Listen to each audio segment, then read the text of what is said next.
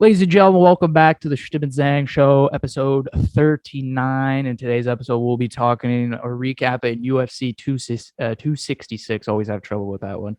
Talking about the NFL Week 3, particularly the Bengals versus Steelers matchup. So stay tuned for that. But as always, before we get into the episode, it is brought to you by Hot Streak Fantasy, the best in-play fantasy app on the market. Pick 2 to 3 players in the MLB and NFL while you're watching your favorite teams and watch them make you some money. Hot Streak is matching your initial deposit as a bonus when you use promo code Hot Sauce. So get Hot Streak Fantasy app now.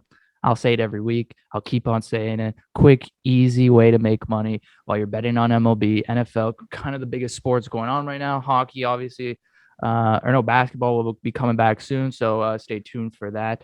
But as always, right before we jump into the episode, roll it.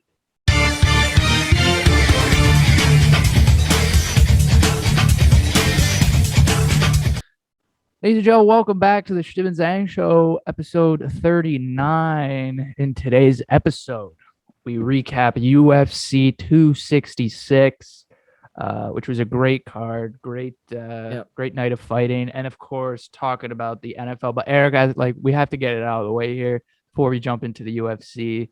Both our teams faced off this week: Cincinnati, Pittsburgh, the same division, first matchup of the season. Eric, what happened, man? Cincinnati going in, of course, as the underdogs, but no T. Higgins. Obviously, Pittsburgh without TJ Watt, a bunch of their defensive guys. But Bengals come out on top, winning 24-10. Jamar Chase, 2 touchdowns. Logan Wilson, 2 interceptions. Eric, what went wrong? What happened in Pittsburgh? Well, to begin with, going to the game, I was like, okay, Bengals have a pretty good chance of winning. Yeah, because I'm playing. It's a joke. It's a joke. It's a joke. But I don't know what happened to the Steelers. We're losing. I'm not gonna lie, we're losing. I was like, I'm done watching this game. We never came back. If we had, I don't know. Big Ben looks so bad. So bad. Terrible, Eric. He looks so bad. Terrible. Najee looked really good. Yeah, talked about this. Najee looked good, but wide receivers couldn't catch anything. Nope. Like nothing was going on. Mind you, Deontay Johnson, was injured, Big Ben's favorite target, was out for this one too. So they had trouble on the receiver end there. But yeah, our defense looked bad. Gotta give credit to the Bengals. Looked like a very good team, even without T. Higgins. They had everything. Their defense was very good, and Joe Burrow pretty good. Everyone played good. Yeah. You said everyone played good. You got to give it out to the defense here. The Cincinnati defense is really pulling up this season. For the Cincinnati Bengals, it's kind of their strongest part of their game. Yeah. Underrated for sure. Underrated for sure right now. You get like Jesse Bates. You get Logan Wilson, Ojanobi, or who's the guy they just signed? I forget his name. Ojanombi or something like that. Anyway, Trey Hendrickson from not Cincinnati, New Orleans. Anyway, speaking of the defense, Logan Wilson, linebacker for the Bengals. This guy keeps going on a tear right now with his interceptions. 2 interceptions during the Steelers versus the Steelers. Had an interception in Chicago too. So he's having a good start of the season for that defense. Like I said, the playbook, Zach Taylor, last week in Chicago had a very tough time making calls early on. This week was a lot better. You saw guys like Tyler Boyd step up in the absence of T. Higgins. Jamar Chase had a great game. So, what I like to see more? Sure, yeah. I liked how they didn't give up the run either. Joe Mixon had 18 carries, 90 yards. So, he had 20 carries last week. It seemed like that was too much. This week, he only got 18, but yet they were kind of they're very diverse with the ball. They're sharing it all over the field. So good by the Bengals there. Hope to see a little more next week versus Jacksonville, which is obviously a rebuilding team. So that there you kind of can get things going, test some plays. But Eric, let me ask you this. Is the offense for the Steelers concerning you so far? A good amount. I thought last year our team was really good, and the only thing we're missing was basically a running back. And I was like, Big Ben was and the playoff performance. I was like, okay, that's a fluke, whatever. But this year, it looks a running back Najee Harris actually he's really good this year, but it's Big Ben. I don't know what it is. Like 1 year, I feel like last year he came off an injury, so he was looking like he just trying to bounce back. But this year, just doesn't look the same. Too many turnovers. Just Yeah. looks. Last year was he get the snap throw it quick. This year is not looking too good. Obviously, we have weapons too, like Deontay, James Washington, Chase Claypool, Juju, right, and even Eric Ebron. So it's kind of tough to be it's hard to point fingers at anyone, but if you keep getting the ball intercepted, like it's gotta be like the QB's problem. And obviously you can blame the O-line a bit. We lost some big pieces. But then it's tough to see because it's a very good Steelers team. And we even our defense without TJ Watt looks pretty bad. No, it's hard to see if a defense looks bad. Well, let's give them the benefit of the doubt here. TJ Watt, obviously, you kind of build your whole defense around the pass rush. Exactly. And it really goes to show how much they need him on defense, TJ Watt, because like you said, Ben got sacked, but you got to give credit to that Bengals O-line, Eric. First time, I don't know what the year was, first time in a while that there wasn't a sack at is it the home field? I'm trying to think. I forget what the stat was, but no sacks allowed by that Cincinnati O-line. Joe Burrow wasn't touched once going to the ground. So kudos to them. I know last week I said it was a big problem. This week they showed up. Obviously no TJ Watt, but still that defense, that's Pittsburgh Steeler defense pass rush game is still lethal. But as we could see without TJ Watt, bit of a concern. Hopefully, for your sake and your team's sake, he comes back soon because it goes to show how important he is. But Ben, like you said, honestly, Eric, this is his last year. Yeah, you think so? This has to be Ben's last year. First of all, did you see that little clip of like on Twitter where it's like Ben moves like a tree and it's like he spikes the ball or he hikes or whatever, and he takes 2 steps and he just slips and falls. And so I don't know. Most of the plays I saw from the Steelers were short passes to Najee Harris, and it was just a screen play, right? Where the lineman would come and block and they would run up the field. That was basically their biggest. That was their go-to moves, and I don't want to say that's going to be like the foreseeable future for this team with these short passes and this inability to get the ball downfield because Chase Claypool and him didn't seem like they're on the same page at times. So I don't want to say it's a concern right now for Steelers fans, but definitely I don't want to overhype right now like that the offense is it's struggling. It's this huge problem right now going into the season, but definitely something to look at going into next week when they face off against the Packers. They're really going to have to bring, like Joe Burrow said for the Bengals, Steelers are going to have to bring their big boy pants facing Aaron Rodgers, who someone saying the first week didn't seem like he cared. Now he's picking. Watch that video of their kicker Mason Crosby hitting that field goal. His reaction, then tell me if he still cares because he was fired up for that win. Bengals face Jacksonville next week in week 4. So a good opportunity for them to go 3-1 here. Hopefully, if they stick to the plan. But it was a good game to be a Bengals fan. Terrible. Tyler Boyd said it. They seemed like the Steelers lost, like they didn't care near the end. They had 3 drop passes in a row in their last offensive plays. So I'm not going to go as far and agree with that, but the 3 drop passes was funny to watch. But don't worry, we're bouncing back. Hopefully, we'll be good. We'll be fine. Got to face a tough Packers team. It's all about making the playoffs, man. Once we're in the playoffs, we're good. Yeah. It is a tough division though, but the Browns look good. The Browns look really good. Ravens. I'm excited to see Ravens versus Bengals.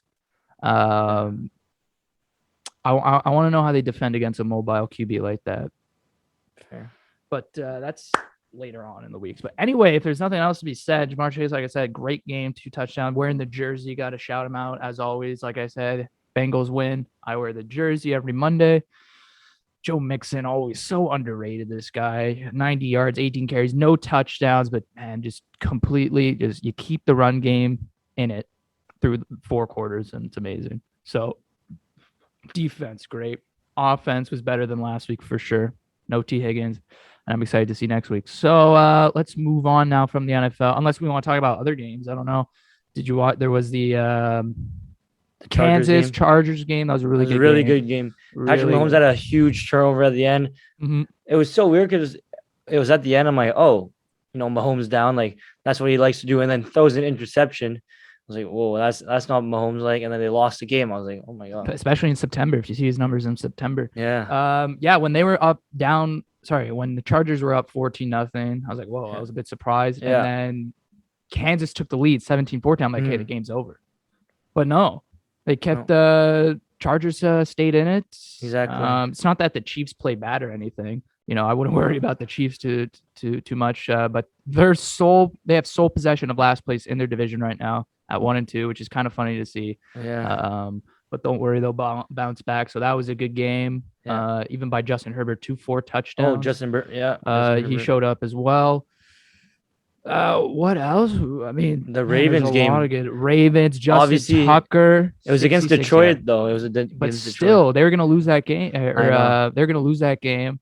And Justin Tucker hit a 66. I think it's a record breaking. Yeah, it is. The record was 62 before. Yeah, 66-yard field goal to win it. Bounced off the bar and over, so it was good.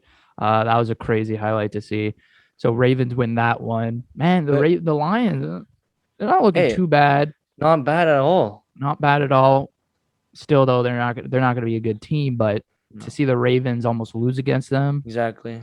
Yeah, showing some improvement for sure. Exactly. Bears and Browns. Browns demolished the Bears. Yeah. Justin Fields got sacked 9 times. Eric, people are calling for Matt Nagy's head. People are saying that they are tanking on purpose, and that's why he's not fired, because there's some conspiracy theories going around that Matt Nagy's doing this on purpose, putting Justin Fields in this position with a bad O-line, and they just didn't show up as he got sacked 9 times. And so Bears, what's the point? I don't know, Eric. I don't know. What's the point of trading up for Justin Fields? Exactly. If you're gonna do this, it doesn't make any sense to me anyway. The Bears will be the Bears.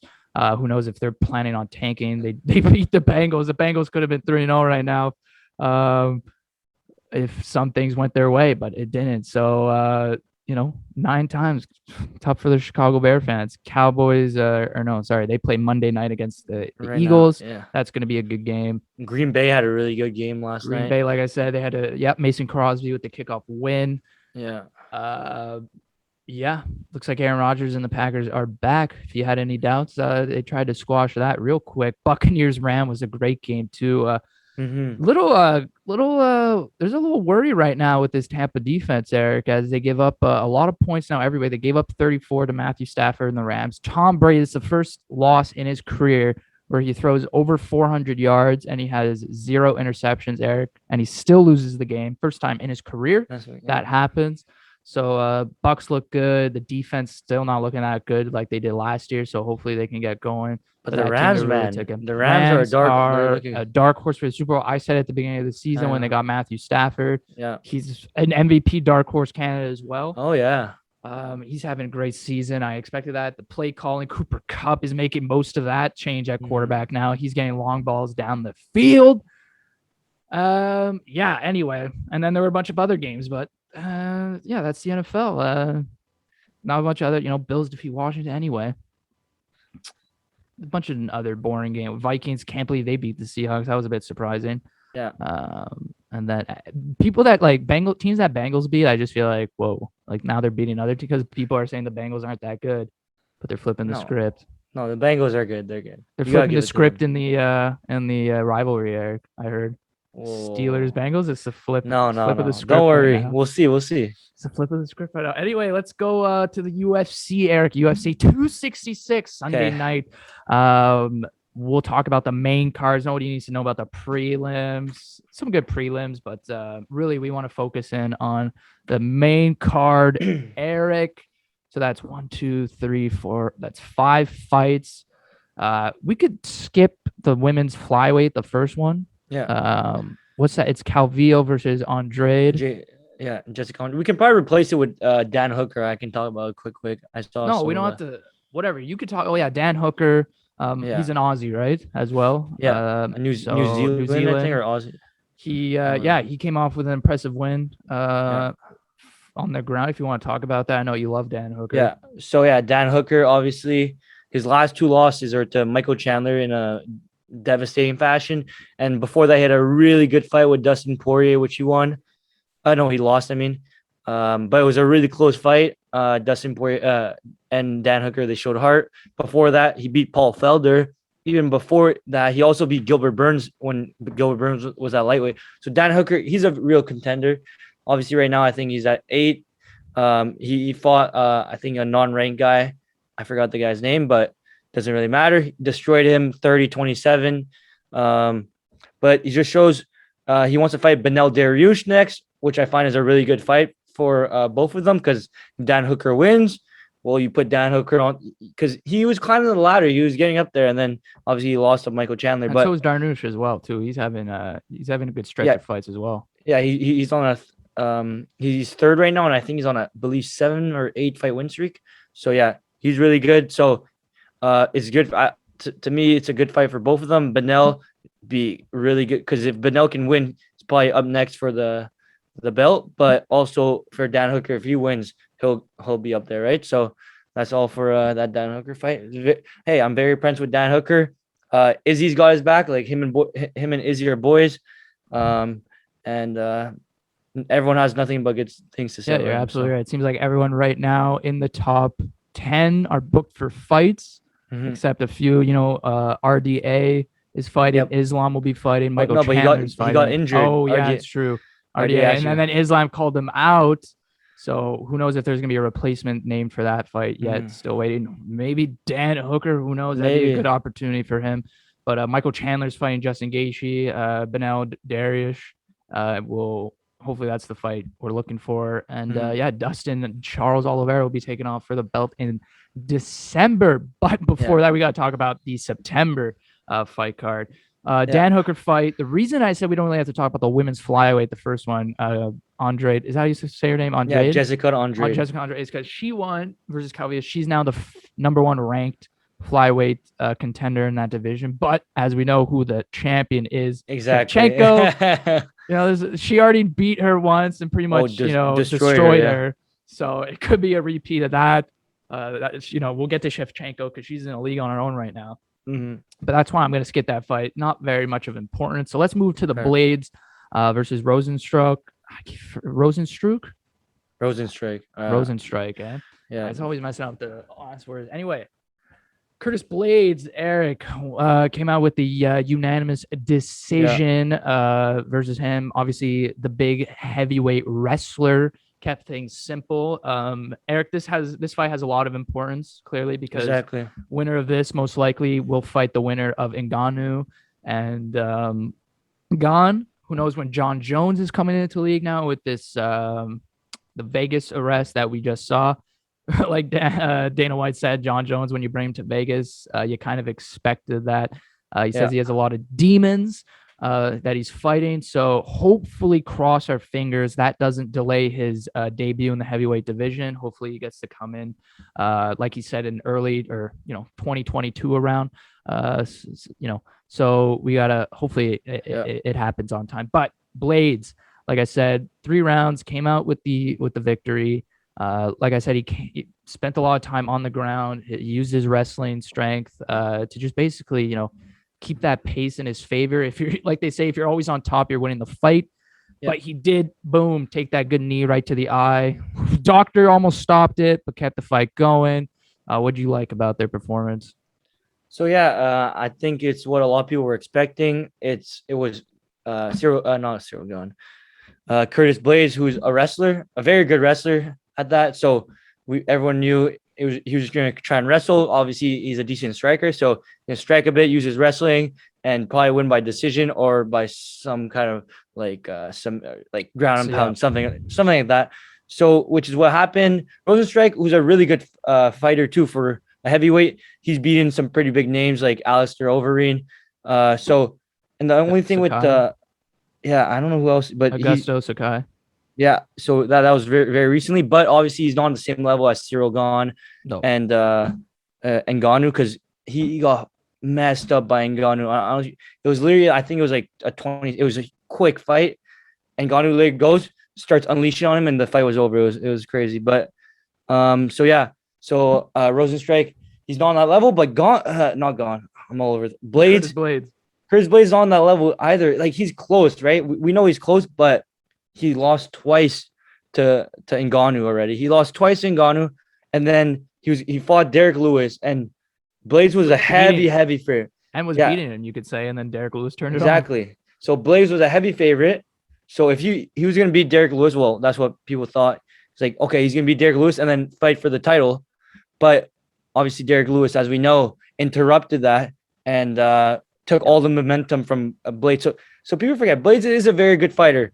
Just because obviously he's not on Ngannou's level, I do believe he is better than Derek Lewis.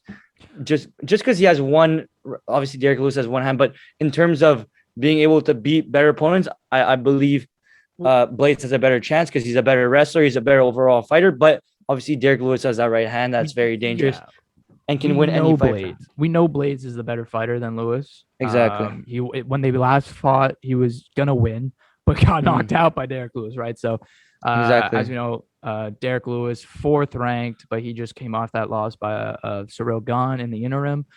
So who knows? But Eric, this division is gonna get good. It's gonna get good. Very good. Because It's gonna get very good. I'm looking at it here, like Blades, he beat Volkov, he beat Junior Dos Santos, Rosenstrike, and obviously we know he lost to Derek Lewis and Ngannou twice. But other than that, like he's looking good. So it's gonna be hard for him to take that next step because obviously we talked about like it's Miocic, John Jones, Ngannou, and Cyril Gahn, and then there's a huge drop off because I believe Derek Lewis kind of got like he got cut in there too. Well, now he's getting cut because he's coming off a loss. Curtis Blades is moving up now. Exactly. He just won, so that's how. So maybe we can see that rematch. Maybe I believe that would be a good fight. Whoever wins that rematch, or even loser or winner of Gahn versus Ngannou, you can throw them in there. But Curtis Blades definitely makes this pretty interesting because he's a very good fighter, and the way he fights, wrestling, and how dominant he can be is scary for a lot of people. So it would be a good test for a lot of fighters. No, yeah, for sure. Curtis Blades did say he's expecting to fight the winner of that title fight. That's why he said he brought it to the ground a lot in that 3-round bout, is because he really wanted to hold on to his title shot. And he didn't want to lose, you don't want to leave it to chance or anything like that. So he stuck to his roots and kept it to the ground. But so Blades comes up with the win. We'll see what's moving forward with that. That could be later because we don't even know when the Ngannou fight's going to happen yet. With Cyril Gahn, still waiting on that. They expect it to go to France, but we don't know yet with COVID. So we haven't. And then you're waiting for Miocic and John Jones. So where does Blades land in there? So exactly. I think unless John Jones said he wants the title fight. Don't think Dana White's going to give it to him now. No. After this, will it be Stipe Miocic? Will it be Blades? Who knows? That would be nice because obviously Jones most likely would win, but it'd be a very good test for him because Blades are a very good wrestler, and it'd be a good welcome to the heavyweight division for John Jones for sure. Yeah, for sure. So like I said, we'll keep looking into that later on. But let's go to the 17-year rematch fight, Eric. Nick Diaz versus Robbie Lawler. A lot of anticipation. Is it Lawler? No, it is a lot. No, you had it right. You got it right. Okay. You just made fun of me when I say it right. No. Yeah, I almost messed up. No. I keep thinking lawyer. Like, I know. It's rolling off the tongue. No, I didn't want to make fun of you. You don't mess up usually, so that's why. Yeah, well, with these names, I can mess up with these guys. That Rosenstruck, like, what even is that flag? You're better in geography than me. No clue. Anyway, where's he from? Who? Rosenstruck. Oh, I don't even know where that country. That flag. Is. I don't know what it is. That country. We suck at geography. Yeah, we do. Don't expect anything from us. But Nick Diaz, Eric. Obviously, huge anticipation. This one went two rounds until Robbie Lawler connected with a good hook. Looked like it broke Nick Diaz's nose. He went to the ground, refused to get up, didn't want to fight anymore. Yeah, that was so weird. He said, "Fuck it, I'm done." And that was the fight. But I will say, during the obviously the fight looked slow. It looked like this guy came out and said, "I don't know what I'm doing here. I need to fight Usman. Like, I don't know if this guy could step in the ring with Usman." That was a very slow fight, a lot of slow punches, but still, for Nick Diaz to have not fought in 6 years, he had a couple good combinations. He didn't look terrible. He looked pretty good sometimes. But obviously Robbie Lawler, the more conditioned fighter, since those 6 years, he still was fighting. Was still able to take it, still kind of controlled the pace, and hit him with that right hook.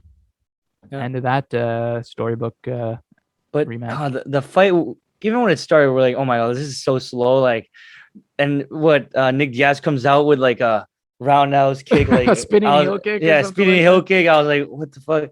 But just from the start, you could tell it was very slow.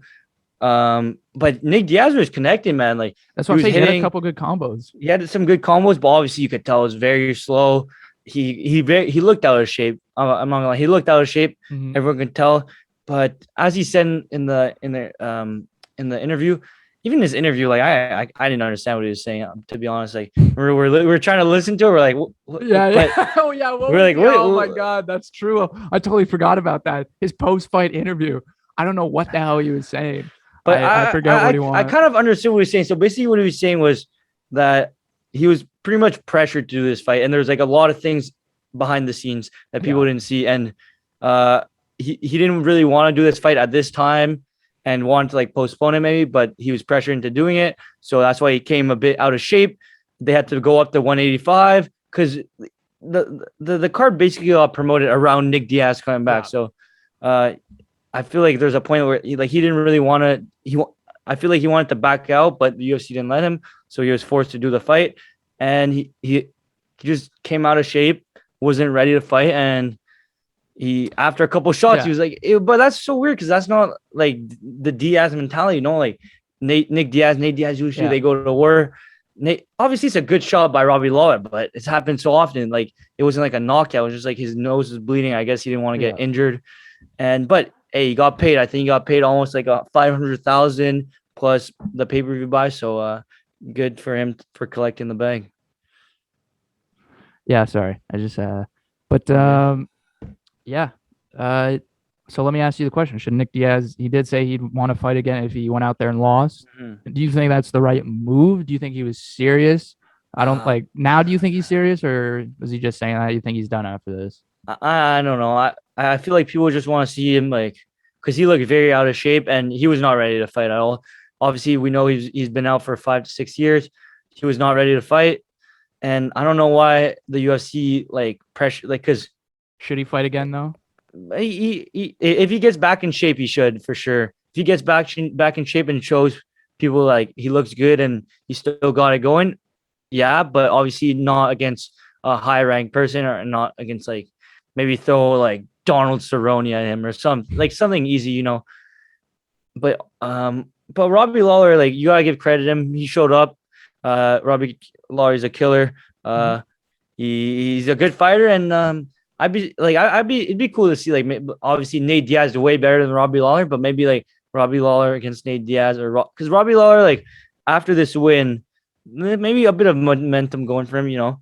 He beat Nick Diaz, who's a pretty big name. How serious can people, take that fight? How serious can people, consider that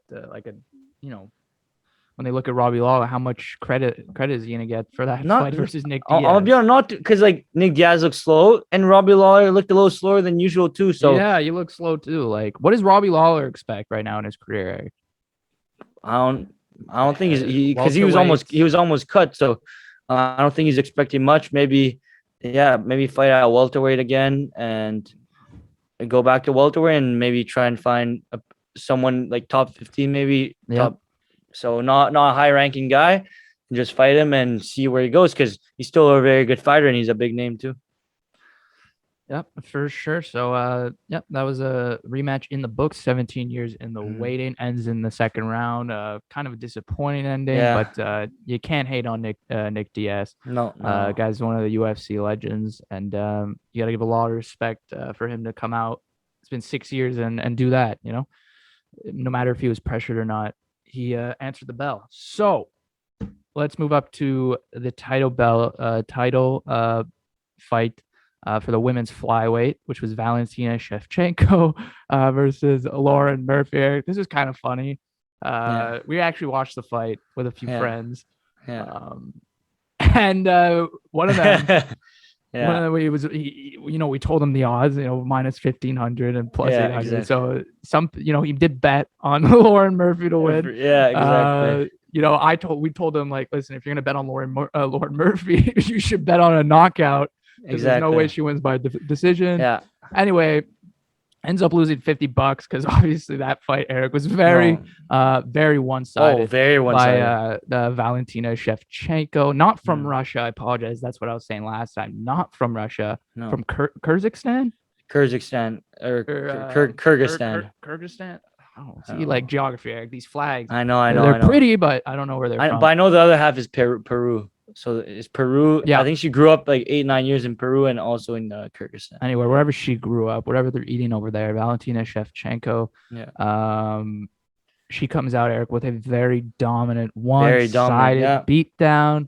Like we said, she's so technical, Eric. She breaks her opponents down. Mm-hmm. Her defense is incredible, and it went to show against Lauren Murphy. Lauren Murphy, I don't know how many punches she landed clean on Valentina, but like you were saying that she's like punching the air a lot. No, but obviously it's to gauge the distance. Yeah, to jabs, and to set up your hook or whatever. But she was doing that quite a lot. A lot of air punches. Exactly. But why don't you tell us what you thought, even though everyone knows what we think? No, so we're even going to the fight.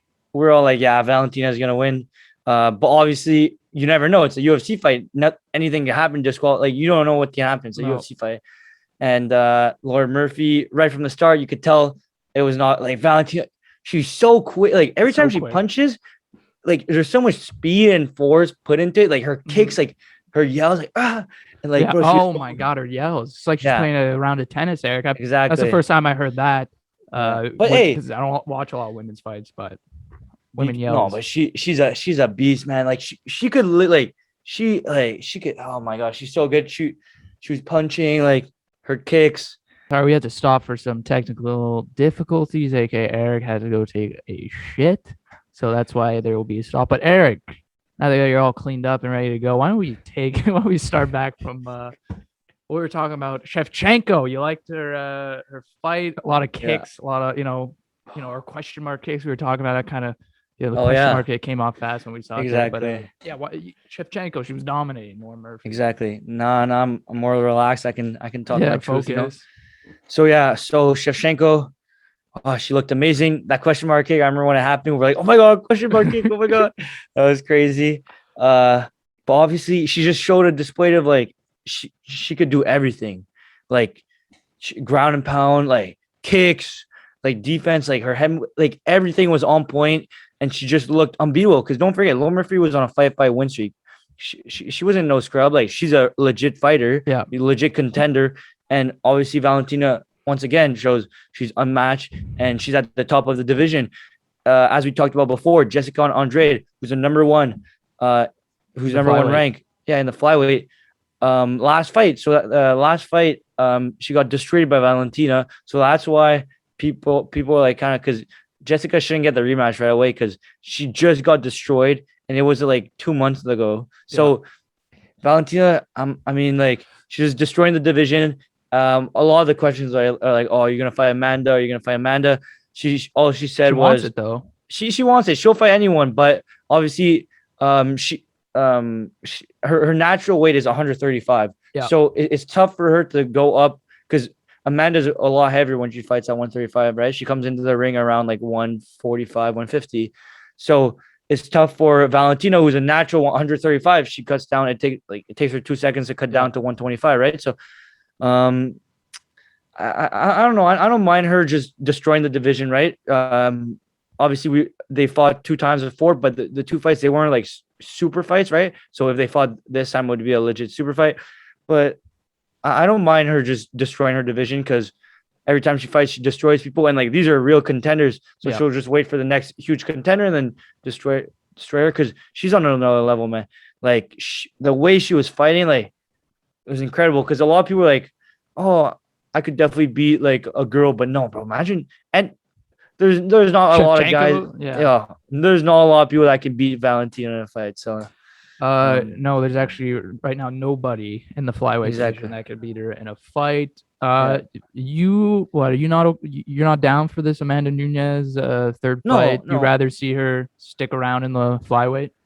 no. Obviously, I'd be down, but it's just because it is tough because obviously there's a weight difference. So And you got to look obviously, at the state of or not women's boxing, the UFC women's divisions there. I mean, you got mhm. Shevchenko who's eating the flyweight, and you have And then Amanda who's eating the bantamweight. So it's bantamweight and like and bantamweight and featherweight. So she has yeah, 135 and 45. So she's holding up that division. The flyweight is being held up by Valentina, and then you have the strawweight who's being held. Well, the strawweight is very interesting. There's a lot of ups and downs, but Valentina obviously it's tough seeing her kind of hold up the division. But hey, it's not her fault. Like, that's what greatness is. Like a lot of fighters before her have done it, like George St. Pierre, John Jones. Anderson Silva. yep. They've held the division and they've looked unstoppable. And then someone has come in and beaten them. So I guess we're just waiting on that person to come up and beat them. Because there will be someone like a lot of fighters are up and coming. It happens all the time. Up and coming, yeah, for sure. But yeah, currently right happens. now, No, there's no one on their level for Amanda and Valentina. So obviously it'd be nice to see them clash, but I just feel like it would be too unfair for Valentina just because it is a huge weight difference. Yep. And it'd be tough on like the only disadvantage, like I feel like it probably ruined her legacy if she did lose, and it's just like I don't know, it's weird. But Valentina is a beast, and anyone who can make 125, I believe she will destroy. Yep. So we'll see what's next for Valentina. If she's just gonna fight someone she's already beaten, or if there's talks about the Amanda fight, who knows? We'll have to wait. That's later down the road, as always. As always, when you just finished a fight. But let's go to the main event of the evening, Eric. The fight of the Ultimate Fighter, the coaches fight. Brian Ortega, the number 3 ranked in the division, versus the champ Alex Volkanovski. This was a great fight. Legendary great fight. There are some good fights in this card, but this one was probably the best out of all the fights, and for good reason. It is the main event of the evening. So let's break it down, Eric. Like we said going into it, Volkanovski, we had our predictions. Brian Ortega, we said Brian Ortega needs to get the fight to the ground, which he attempted. But most of the time he was staying on his feet. First round, both guys kind of landed some big punches, came away in their corners, a few, scratches and cuts. Second round, we saw Ortega utilize that jab more often, but Volkanovski, Eric, he just keeps the pressure on you. He's always advancing you, always bringing the fight to you. And so Brian Ortega was kind of just there taking these punches, these big punches by Volkanovski, staying up though, because we know he has the iron chin, good stamina.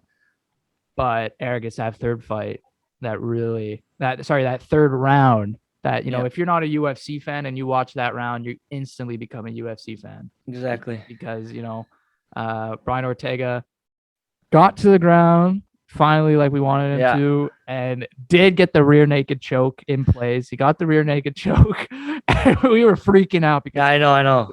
Keep in mind that it was a close fight, but Volkanovski was winning. Yeah. Each of those rounds up until the third round. And so when he got that rear naked choke, it was kind of a crazy comeback. And me and you were looking for the tap, like, is this gonna happen? But he got out of it, and then moments later, very soon after, he actually got the triangle choke too. Yeah, but couldn't finish that, and that was just insane. That was a crazy fight. No, but oh my god, that choke, that first one, it was so like I literally thought like we were looking at the hands, like his hands started like shaking a bit, like and Volkanovski even said himself like people were like, oh, how deep was it? Oh, it was like I'm about to lose my belt deep. Like that was like he was purple. Like I was like, no way this is happening. So that just shows like even before going to the fight, we were like, so we knew Brian Ortega was a jiu-jitsu guy, and he could lose the fight, but if all he has to do is get one choke, one triangle choke, most like T-City, right? exactly. That's what he's known at, and he is very good at it too. And well, the thing too was you got like he was tired in the third round, like he was getting beat up. Yeah. So um, I don't know. You explained it really well. Like it was a really interesting fight. I don't know if you wanted to finish off with the fourth and fifth round. I don't know. The fourth and fifth round was kind of like the same. Where like we said from the beginning, Volkanovski, the way he breaks down his opponents, Yeah.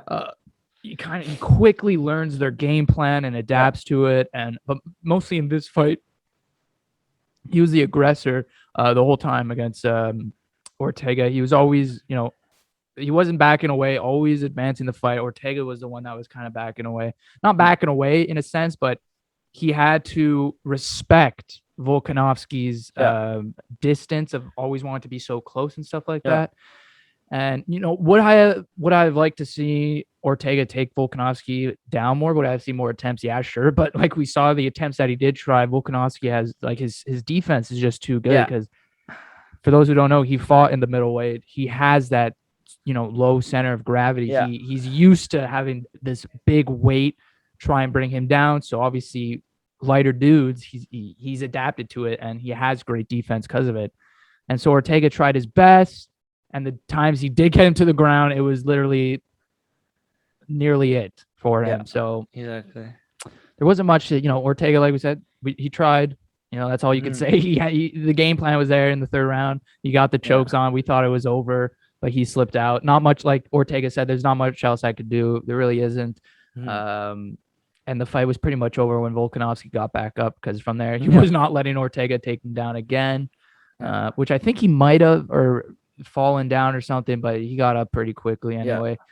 So Volkanovski wins his 20th straight fight. Very impressive. He now joins an elite group of fighters that have started their careers in the UFC 10-0. So we'll be looking for the future of his next fight, which Eric most likely is probably going to be Max Holloway. But Max Holloway he has a fight. He's going to fight. I forget who he's fighting. Is it Chikadze or? I think it is. I forget the fight that he's. Whoa. Never mind. But anyway, he's fighting. Volkanovski respects it because he wants to be the number one contender that bad. So he'll wait for that.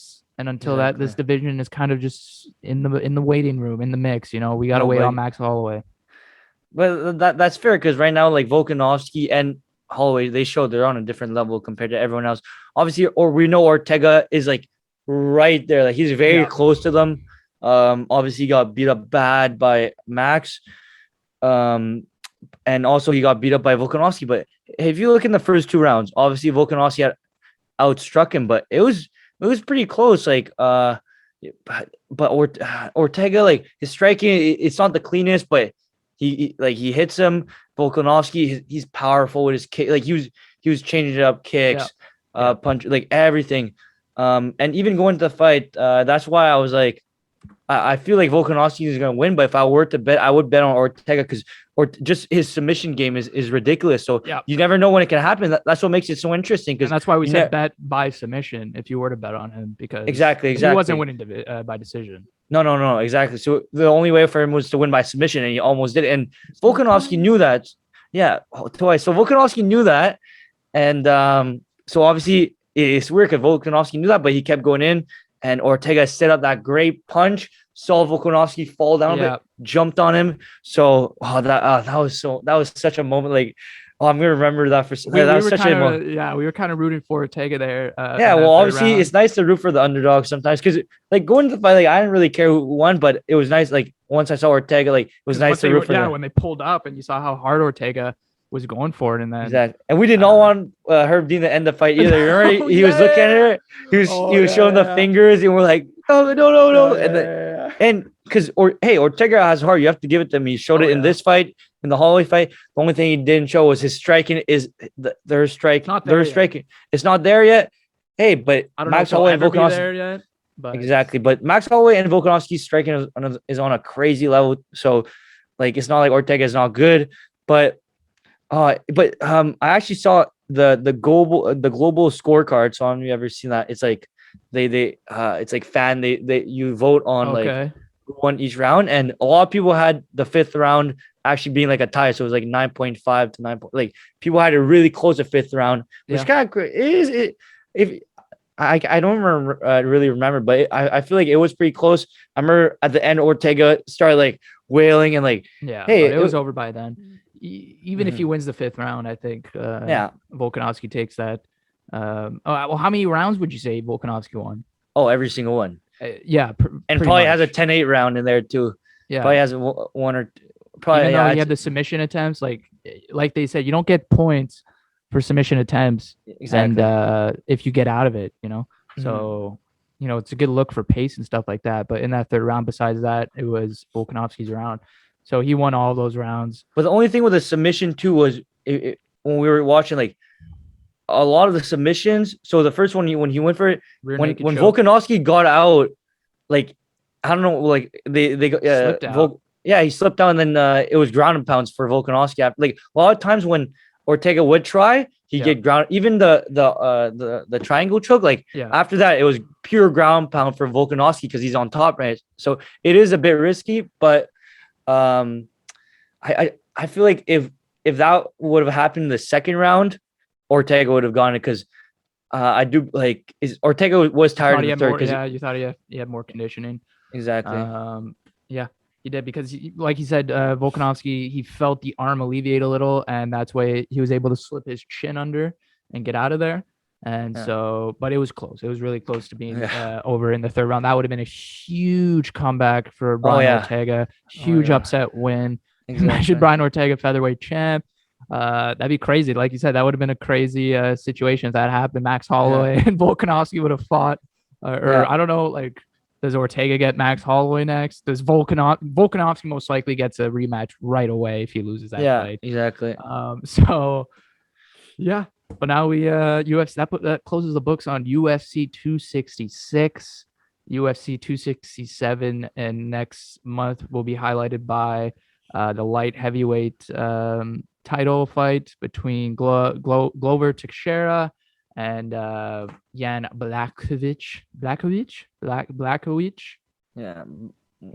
Yeah. Yeah. Just Blachowicz, yeah. Jan Blachowicz.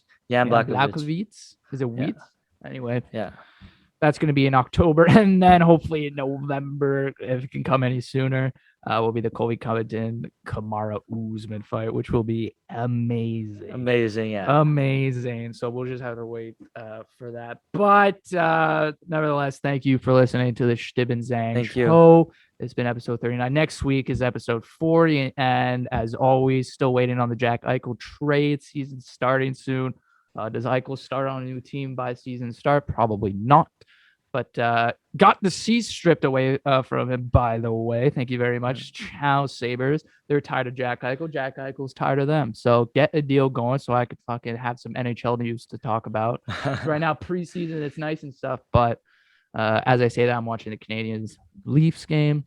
Montreal 2-0. But again, thanks for listening on Spotify or watching us on YouTube. And we'll see you guys in the next episode. Roll the outro.